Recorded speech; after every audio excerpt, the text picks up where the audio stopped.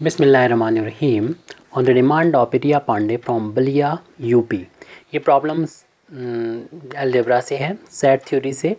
Prove that A intersection phi is equal to phi. Actual में ये जो rule है, यानी ये जो प्रूव करना है A intersection phi is equal to phi, इसको हम कहते हैं आइडेंटिटी लॉ। ये आइडेंटिटी लॉ है, आइडेंटिटी लॉ का यहाँ पर यूज़ हो रहा है, यानी ये में प्रूव करना है आइडेंटिटी लॉ को। और इसको प्रूव करने का मेथड वही रहेगा कि दो सेट अगर आपस में इक्वल हैं तो हमें दो बातें प्रूव करना पड़ती हैं कि ए सबसेट है बी का और बी सबसेट है ए का। तो इतना हमको प्रूव करना पड़ेगा।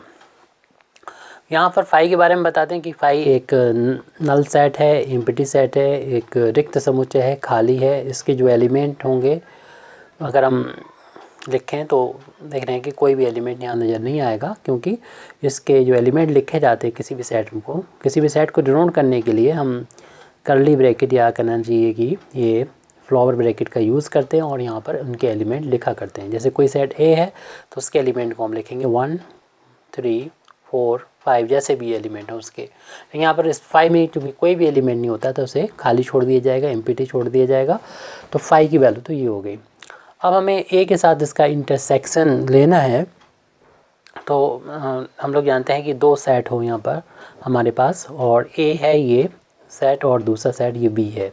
तो इंटरसेक्शन इनके बीच में जो कॉमन होता है वो होता है ये, इसको ए इंटरसेक्शन बी को डिनोट करता है।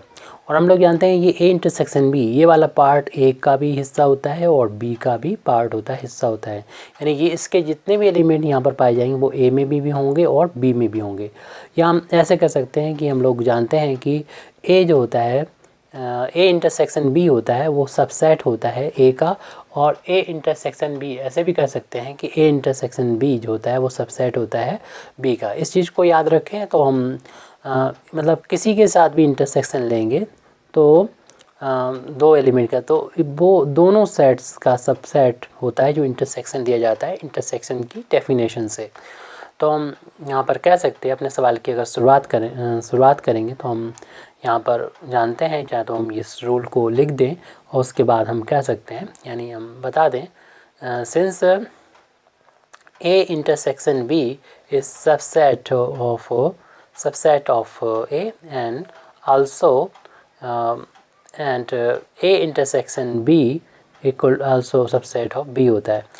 और हमें जिसकी ज़रूरत है तो हम कह सकते हैं कि ए इंटरसेक्शन फाई है। वैसे तो हम ए भी लिख सकते हैं, लेकिन हमको जिसकी ज़रूरत है उसको लिखेंगे। जैसे कि हमने बताया था कि हमें अगर इक्वल प्रूव करना है तो एक दूसरे के हमें सबसेट प्रूव करना होगा। तो हमें इसको फाई का सबसेट प्रूव करना है, तो हम ये वाला लिखना चाहेंगे, यानी फाई लिख लेंगे इस रूल के अकॉर्डिंग। यानी इस रूल के कह सकते हैं, यानी बी है तो बी आ गया, फाई है तो फाई आ जाएगा। तो इसे तो इक्वेशन नंबर हम 1 डाल देंगे। अब इसका उल्टा प्रूव करना है, यानी फाई को ए इंटरसेक्शन फाई का सबसेट प्रूव करना है।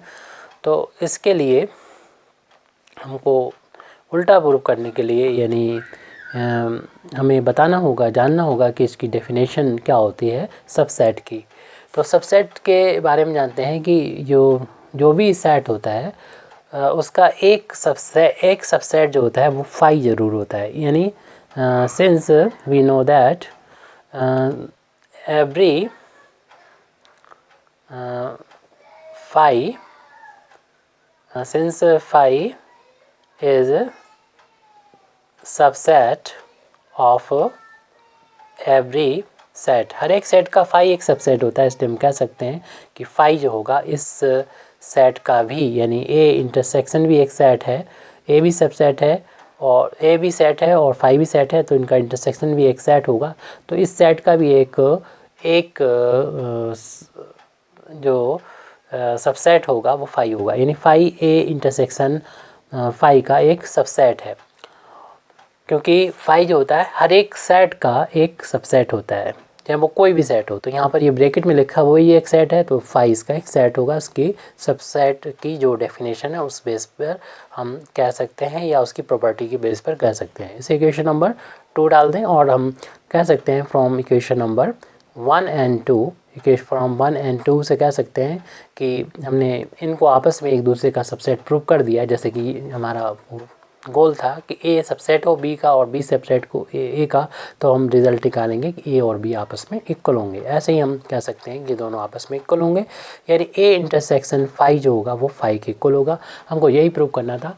Thank you very much indeed for listening me. वाखिर दावाना अल्हम्दुलिल्लाहि रब्बिल आलमीन।